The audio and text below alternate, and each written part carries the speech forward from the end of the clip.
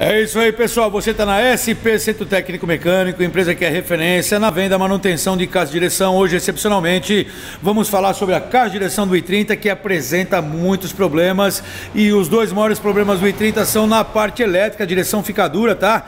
A direção perde a mobilidade, endurece bastante, ou mesmo um barulho que você escuta aqui na parte da coluna. Nessa hora, você deve contar com uma empresa especializada na manutenção de caixa de direção, principalmente da linha Hyundai e da linha i30. Liga para a SP e conheça os melhores orçamentos, porque a SP é uma empresa referência em São Paulo, oficina padrão.